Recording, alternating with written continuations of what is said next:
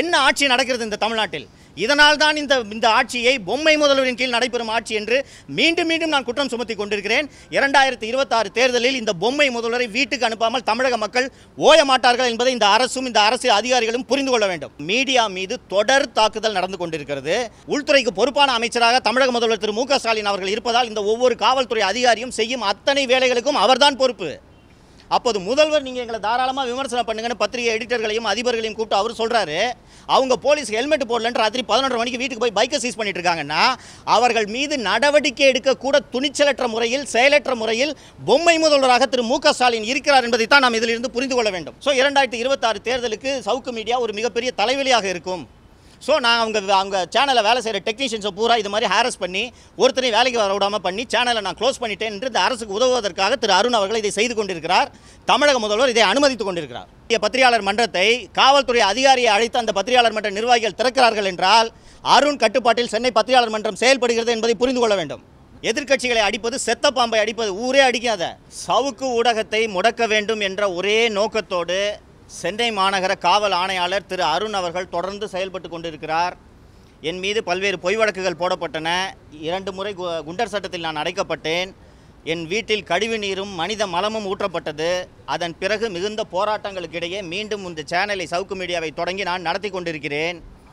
இத்தகைய ஒரு சூழலில் என்னுடைய சேனலில் பணியாற்றி கொண்டிருக்கக்கூடிய கேமராமேன் திரு ஜெயபிரகாஷ் மற்றும் விஷுவல் எடிட்டர் திரு சத்தியமூர்த்தி ஆகியோர் நேற்று இரவு 11:30 மணிக்கு அவர்கள் வீட்டுக்கு கே நகர் காவல் நிலையம் மற்றும் V5 திருமங்கலம் காவல் நிலையத்திலிருந்து வந்த காவல்துறையினர் அவர்கள் இருவரையும் அவர்களது 2 இருசக்கர வாகனத்தோடு காவல் நிலையம் அழைத்து சென்றனர். V5 திருமங்கலம் போலீஸ் ஸ்டேஷனுக்கு ஜெயபிரகாஷ் அழைச்சிட்டு போயிருக்காங்க. கே நகருக்கு திரு சத்தியமூர்த்தி அவர்களை அழைத்து செல்கின்றனர்.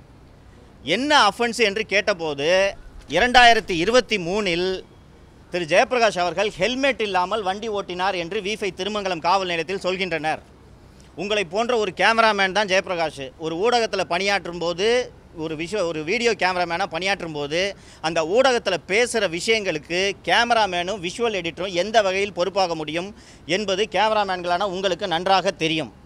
நேற்று நைட்டு 11:30 மணிக்கு ஜெயபிரகாஷையும் திரு சத்தியமூர்த்தி விஷுவல் எடிட்டரையும் கூட்டிகிட்டு போய் ஸ்டேஷனில் வைத்திருக்கிறார்கள்.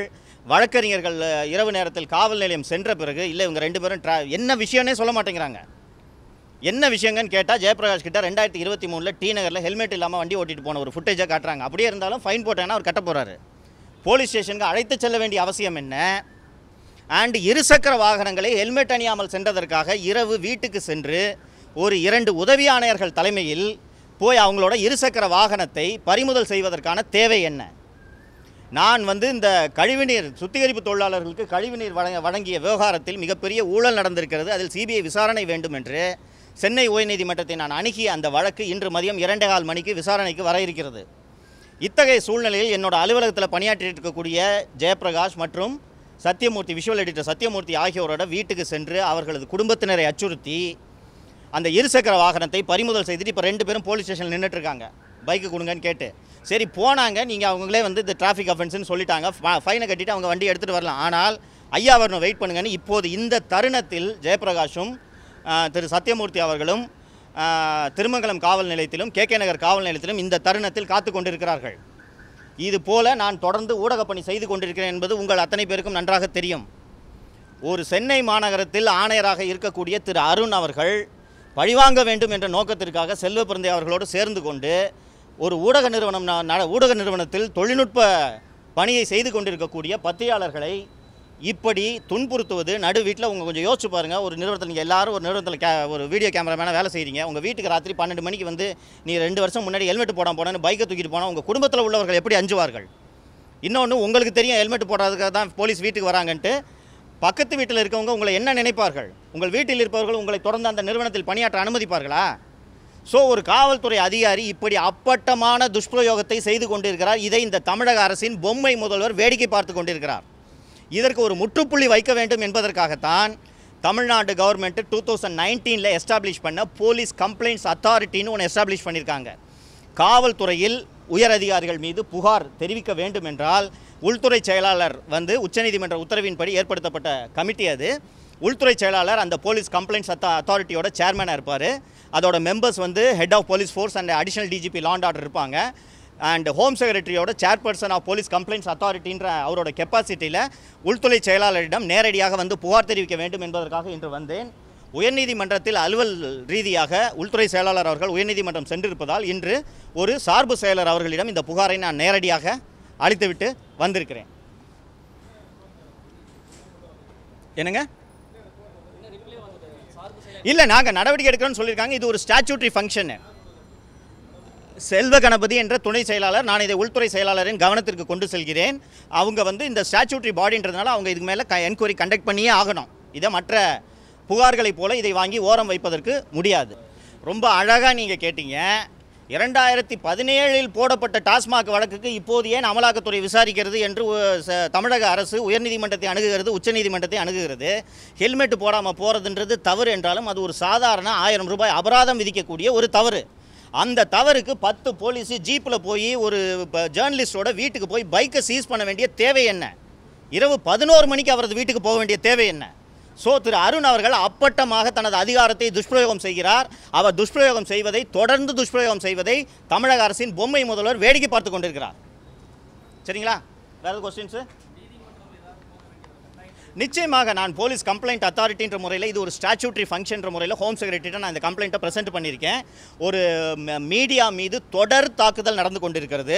நான் என்னென்ன நெருக்கடிகளை சந்தித்தேன் என்பதெல்லாம் உங்கள் பத்திரிகையாளர் நண்பர்கள் உங்களுக்கு அத்தனை பேருக்கும் நன்றாக தெரியும். இதையெல்லாம் மீறி இந்த ஊடக நிறுவனத்தை தொடர்ந்து நடத்தும் போது என்னிடம் யாரும் பணி செய்ய வரக்கூடாது என்பதற்காக அந்த ஒரு ஜெயபிரகாஷாக இருக்கட்டும், திரு சத்தியமூர்த்தி அவர்களாகட்டும், சம்பளத்துக்கு வேலை செய்யறதை தவிர அவங்களுக்கு நான் செய்கிற ஜேர்னலிசத்தில் அவர்களுக்கு என்ன பொறுப்பு இருக்குன்னு நீங்கள் நினைக்கிறீங்க?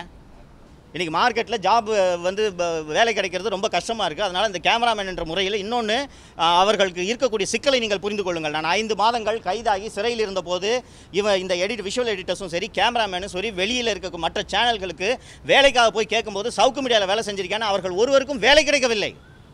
நான் 5 மாதங்கள் கழித்து மீண்டும் இந்த சேனலை தொடங்கி அவங்களுக்கு வேலை கொடுக்க வேண்டும் என்பதற்காக அவங்கள வேலையில் வச்சுருந்தேன்னா அவங்க வீட்டுக்கு ராத்திரி 10-11 மணிக்கு போய் பைக்கை சீஸ் பண்ணால் என்ன கொலை குத்தம் பண்ணிட்டாங்களா? ராணிப்பேட்டையிலே ஒரு பெண்ணு பாலியல் துன்புறுத்தல்னு சொல்லிட்டு போய் மாவட்ட எஸ்பி கிட்ட புகார் அளிக்கிறாங்க, ஹெட் ஆஃப் போலீஸ் ஃபோர்ஸ் கிட்ட புகார் அளிக்கிறாங்க. அதில் அந்த ஒரு சீரீஸ் ஆஃப் அஃபென்ஸ் பண்ணின அந்த நபரை, தெய்வச்செயல் என்ற நபரை 1 மாதம் காவல்துறை கைது செய்யாமல் அலைய விட்டு அதற்கு பிறகு சாவகாசமாக அவருக்கு முன்ஜாமீன் கிடைக்கும் வரை இந்த காவல்துறை வேடிக்கை பார்க்கிறது. 24/3/2025 அன்று எனது வீட்டிலே சாக்கடையையும் மனித மலத்தையும் அள்ளி வீசி அந்த குற்றவாளி வாணிஷி என்ற சட்டக்கல்லூரி படிக்கக்கூடிய ஒரு பெண், அந்த பெண்ணை 2 மாதமாக கைது பண்ணாமல் நேற்று உயர்நீதிமன்றத்தில் முன்ஜாமீன் கிடைக்கும் வரை இந்த சிபிசிஐடி காவல்துறை வேடிக்கை பார்க்கிறது. அப்படி இருக்கும்போது ஹெல்மெட் போடலன்றதுக்காக ராத்திரி 11 மணிக்கு இந்த ஜேர்னலிஸ்ட் வீட்டில் போயிட்டு பைக்கை சீஸ் பண்ணுறாங்கன்னா என்ன ஆட்சி நடக்கிறது இந்த தமிழ்நாட்டில்? இதனால் தான் இந்த ஆட்சியை பொம்மை முதல்வரின் கீழ் நடைபெறும் ஆட்சி என்று மீண்டும் மீண்டும் நான் குற்றம் சுமத்தி கொண்டிருக்கிறேன். 2026 தேர்தலில் இந்த பொம்மை முதல்வரை வீட்டுக்கு அனுப்பாமல் தமிழக மக்கள் ஓய மாட்டார்கள் என்பதை இந்த அரசும் இந்த அரசு அதிகாரிகளும் புரிந்து கொள்ள வேண்டும். நான் தொடர்ந்து இந்த அரசை விமர்சனம் தான் செய்து கொண்டிருக்கிறேன். ஆனால் முதல்வர் நீங்கள் தாராளமாக விமர்சனம் செய்யலாம் என்று சொன்ன பிறகும் ஒரு ஜேர்னலிஸ்ட் வீட்டில் ஹெல்மெட் போடலன்னு ராத்திரி 11:30 மணிக்கு போய் பைக்கை சீஸ் பண்ணுறாங்கன்னா இந்த ஆட்சியில் என்ன நடக்கிறது, அதிகாரிகள் என்ன செய்து கொண்டிருக்கிறார்கள் என்பது எதுவுமே தெரியாமல் இந்த முதல்வர் ஆட்சி நடத்தி கொண்டிருக்கிறார். உள்துறைக்கு பொறுப்பான அமைச்சராக தமிழக முதல்வர் திரு மு க ஸ்டாலின் அவர்கள் இருப்பதால் இந்த ஒவ்வொரு காவல்துறை அதிகாரியும் செய்யும் அத்தனை வேலைகளுக்கும் அவர்தான் பொறுப்பு. அப்போது முதல்வர் நீங்கள் எங்களை தாராளமாக விமர்சனம் பண்ணுங்கன்னு பத்திரிகை எடிட்டர்களையும் அதிபர்களையும் கூப்பிட்டு அவர் சொல்கிறாரு. அவங்க போலீஸ் ஹெல்மெட் போடலன்னு ராத்திரி 11:30 மணிக்கு வீட்டுக்கு போய் பைக்கை சீஸ் பண்ணிட்டு இருக்காங்கன்னா அவர்கள் மீது நடவடிக்கை எடுக்கக்கூட துணிச்சலற்ற முறையில், செயலற்ற முறையில் பொம்மை முதல்வராக திரு மு க ஸ்டாலின் இருக்கிறார் என்பதைத்தான் நாம் இதிலிருந்து புரிந்து கொள்ள வேண்டும். ரொம்ப சரியாக கேட்டீங்க. சட்டமன்ற தேர்தல் தொடர்ந்து வருவதால் அரசின் மீது கூர்மையான விமர்சனங்களை சவுக்கு மீடியா தொடர்ந்து வைத்துக் கொண்டிருப்பதால் இந்த நேரத்தில் என்னிடம் பணியாற்றக்கூடிய என்னுடைய ஊழியர்களை இப்படி அச்சுறுத்துவதன் மூலமாக என்னிடம் பணியாற்றுவதற்கு எந்த ஊழியரும் முன்வர மாட்டார். அப்படி எனக்கு ஊழியர்கள், எனக்கு விஷுவல் கேமரா தெரியாது, எனக்கு விஷுவல் எடிட்டிங் பண்ணுறதுக்கு தெரியாது, நான் பேச தான் தெரியும் எனக்கு. ஸோ என்கிட்ட வேலை செய்கிறதுக்கு யாரும் வரல, கேமராமேன் வரல, விஷுவல் எடிட்டர் வரல அப்படின்னு சொன்னீங்கன்னா அப்புறம் நீங்கள் எப்படி நீ சேனல் நடத்துவேன்? ஸோ 2026 தேர்தலுக்கு சவுக்கு மீடியா ஒரு மிகப்பெரிய தலைவலியாக இருக்கும். ஸோ நான் அவங்க சேனலில் வேலை செய்கிற டெக்னீஷியன்ஸை பூரா இது மாதிரி ஹாரஸ் பண்ணி ஒருத்தரையும் வேலைக்கு வர விடாமல் பண்ணி சேனலை நான் க்ளோஸ் பண்ணிட்டேன் என்று இந்த அரசுக்கு உதவுவதற்காக திரு அருண் அவர்கள் இதை செய்து கொண்டிருக்கிறார். தமிழக முதல்வர் இதை அனுமதித்து கொண்டிருக்கிறார். சார், இங்கே நடக்கிறது எல்லாமே நன்றாக தெரியும். நான் வெளிப்படையாகவே இந்த குற்றச்சாட்டை சுமத்துகிறேன். பத்திரிகையாளர் மன்றமே அருண் கட்டுப்பாட்டில் இருக்கிறது. உங்களுக்கு பத்திரிகையாளர் மன்றத்தில் காவல்துறை அதிகாரியை அழைச்சி உணவு விடுதியை திறக்க வைக்க வேண்டிய தேவை என்ன? தமிழகத்தில் மிக மூத்த பத்திரிகையாளர்கள், அற்புதமான பத்திரிகையாளர்கள் இருக்கிறார்கள். அவர்களை அழைத்து திறக்கப்பட வேண்டிய பத்திரிகையாளர் மன்றத்தை காவல்துறை அதிகாரியை அழைத்து அந்த பத்திரிகையாளர் மன்ற நிர்வாகிகள் திறக்கிறார்கள் என்றால் அருண் கட்டுப்பாட்டில் சென்னை பத்திரிகையாளர் மன்றம் செயல்படுகிறது என்பதை புரிந்து கொள்ள வேண்டும்.